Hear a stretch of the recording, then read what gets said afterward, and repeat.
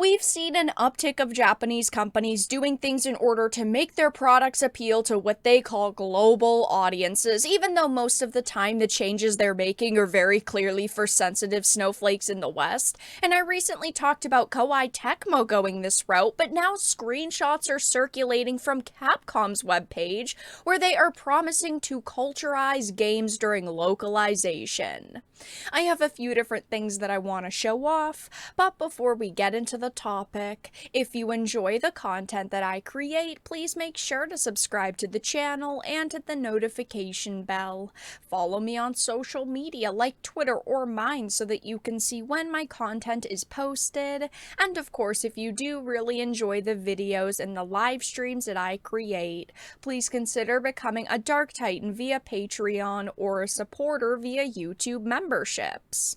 So, starting with this Bounding into Comics article, Capcom declares that simply translating games developed under Japanese norms can end up hurting users.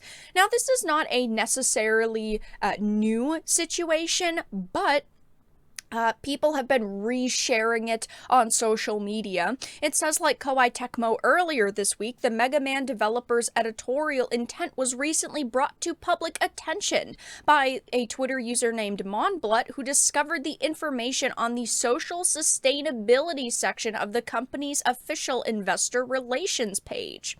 It says, culturizing your games because you don't want to hurt others' course of Japanese norms. It's Japanese norms why we are in the West playing Japanese games at Capcom. Why don't you get that? So first published sometime around January 2022 per the Internet Archive, the page in question details Capcom's commitment towards serving as a responsible and trusted member of society, specifically in regards to their relationship with customers. So first of all, I think that this is hilarious that they are talking about being responsible and trusted members of society, because when you bring up trust, you also have to look at the content that they're creating, and they have created an image for themselves in a brand, and now they're completely going against that while claiming that they want to be trusted. Like, you have given us no reason to, because you've gone against everything you became successful for.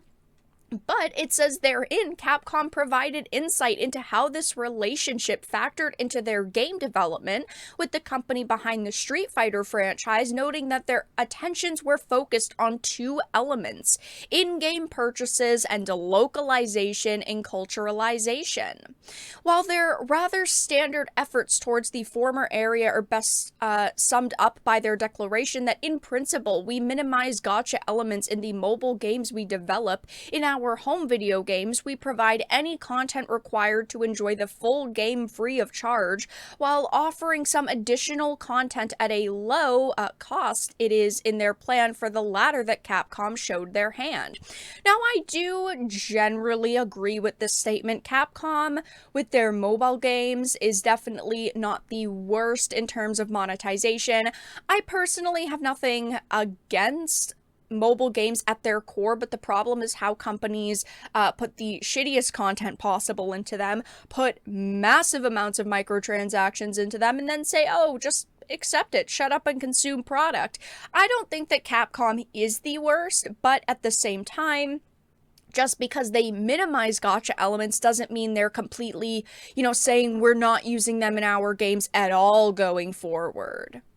Capcom games are enjoyed worldwide, they explained. In the fiscal year ending in March 2022, the percentage of home video games sold overseas was 83.1%, and naturally, translation or localization of video games developed in Japanese is required so that game players around the world can enjoy them. The volume and importance of localization is increasing year after year due to factors such as improvements in game machine performance, support for online play, and an increase in the number of languages accompanying a more diversified global audience.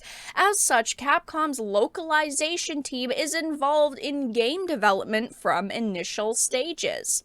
By carrying out localization concurrently with development, rather than following completion of the Japanese language version as had been done in the past, Capcom is able to launch games simultaneously around the globe. And the problem with this is that in the past we've ran into this situation where the game would be made and the Japanese version would include original jokes, visuals, or dialogue, but all the other versions would have that cut out and changed because of the localization teams, which suck because it's not a faithful translation. But now this gives the localizers direct access to the original, meaning that the Japanese version will now be sanitized, so they're creating only one version for every region, and that is a toned down, sanitized version, which means that the Japanese flair that would have been in the game will now be taken out. Concluding their statement with a disappointing bombshell, they said what is more, depending on the country, simply translating games developed under Japanese norms can end up hurting users unexpectedly due to historical, religious, or cultural differences. As such, we focus on employing staff from around the world to culturize the game so they can be enjoyed by all, regardless of location. And this is such an absurd comment. They start off this with saying, Japanese norms can end up hurting users unexpectedly. Yeah, it can hurt sensitive snowflakes. I've mentioned this before, but censorship is not as bad in Japan, but if they have this major focus on what they're calling culturizing games, aka changing them, they'll lose the customers they already have. This focus on meeting ESG quotas and altering content so that it's not offensive is going to kill the reason why Japanese titles are so popular, and it'll mean nothing unique comes out anymore. When you've got to follow the same sensitivity outlines for stories and dialogue and graphics, everything is going to start blending together because of how uninspiring content will become. Every game will be a Saints Row reboot, and that isn't what people want. They talk about how they could unexpectedly hurt users due to historical, religious, or cultural differences. Those people were not going to play your game in the first place. There are, of course, people who look at a game like Street Fighter and go, oh my god, that's disgusting, it's awful, it's violence, there's sexualization, we're not going to play it. It doesn't matter how much of that, violence you tone down. It doesn't matter how you tone down their outfits. Those people are going to look at this and go, I'm not going to support it. They're talking about religion. Do you really think that someone who is heavily religious is going to, play a Mortal Kombat just because you censored some of the fatalities and censored some of the sexualization? Of course not, because ultimately it still existed and the franchise still has a reputation. I know that Mortal Kombat isn't, a Capcom game, obviously, but it's a very good example to use here. They are willing to censor and edit and alter works in so many ways, but all it is going to do is push their real fans away. I know after hearing this, I'm very disappointed, and now I'm gonna have to use Capcom as another example of a company who's got a, ethics department, a localization team, as they called it. And I just had to talk about a situation like this recently with Koei Tecmo, because they created a dedicated quality assurance team to handle everything from functional bugs to local culture and social issues. And that is on top of the past few years where I've had to, bring up Square Enix doing this. Square Enix has this massive ethics department that ended up censoring content like the Final Fantasy VII remake and ended up changing content in most of their new releases at this point. And it is sad to see this happen to so many once so beloved companies.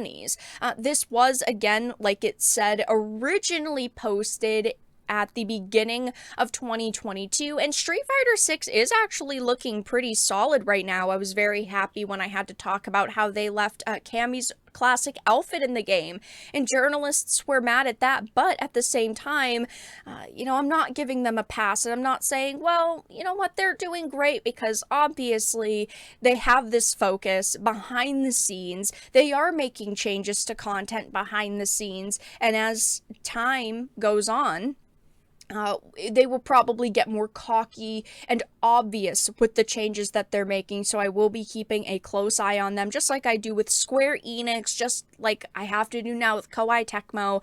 But yes, Capcom has declared that simply translating games isn't enough now. But that's all that I really had to discuss in this video. Let everyone know your thoughts in the comment section down below. If you enjoyed this and of course found it important and informative, please make sure to give it a like, share it, and subscribe to the channel. And of course, if you didn't, make sure to give it a dislike. I appreciate your support either way, but I will talk to you all again in the next video really soon.